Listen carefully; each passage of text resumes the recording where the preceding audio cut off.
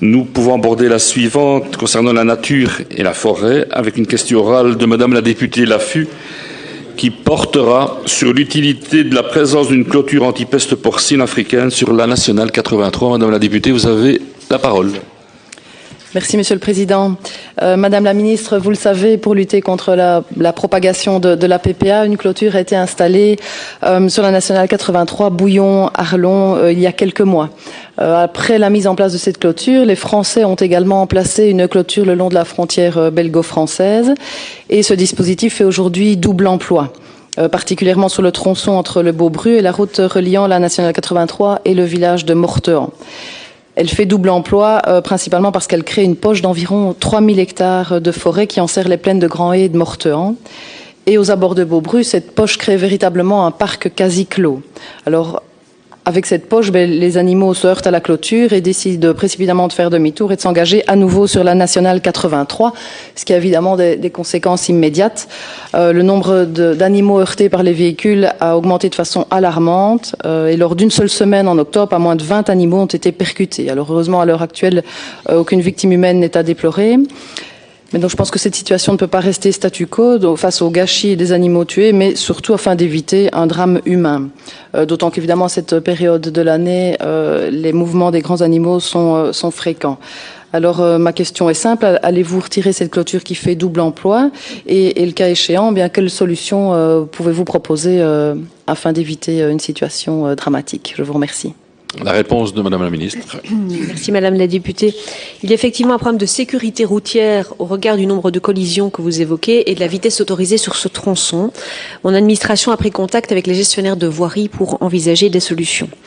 Néanmoins, la présence de densité importante de grands gibiers, surtout cerfs et sangliers, est avérée dans cette zone où par ailleurs il y a toujours eu des accidents de ce type. Bien que théoriquement limitée à 90 km/h, la vitesse des véhicules automobiles y est souvent excessive, même de nuit. La clôture PPA qui est installée le long de la N83 fait partie du dispositif qui vise à créer des cellules clôturées, entre autres à cheval avec la frontière avec la France.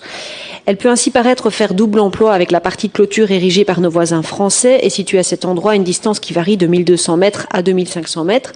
Ce n'est évidemment pas le cas et le dispositif doit toujours par ailleurs être complété par une clôture dont la construction démarre sur la N89.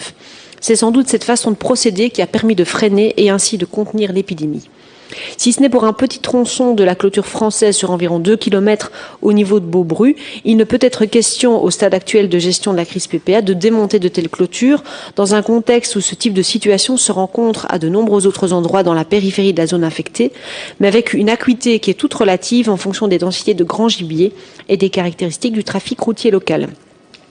Pour la N83, comme je vous le disais, j'ai donc invité mon administration à rencontrer les gestionnaires de voirie, dont la commune de Bouillon, ainsi que les titulaires des territoires de chasse concernés, afin d'examiner les solutions qui pourraient être envisagées.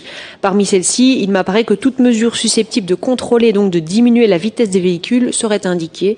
Limitation de la vitesse à 70 voire 50 km/h, pose de chicane, radar préventif ou de constat, etc. Et ce, également en dehors des activités de chasse en battue. Madame la députée, pour la réplique. Oui, je vous remercie pour cette réponse. Et c'est clair que ma première question datait d'un mois et demandait en fait qu'on déplace la clôture vers la N89. Et donc c'est vrai qu'il était important d'éviter la propagation et d'installer cette clôture sur la nationale 89. J'avais lu en effet qu'une rencontre devait avoir lieu, je pense que c'était fin octobre, par rapport en effet à ces pistes de solutions pour limiter la vitesse. Donc ça fait un mois aujourd'hui. Donc voilà, je pense que je ne suis pas certaine que limiter une vitesse à 50 km/h sur une nationale soit une bonne piste, évidemment. Mais loin de là, mais bon, je laisse les autorités compétentes en la matière gérer ce problème. Je vous remercie. Merci, Madame la députée.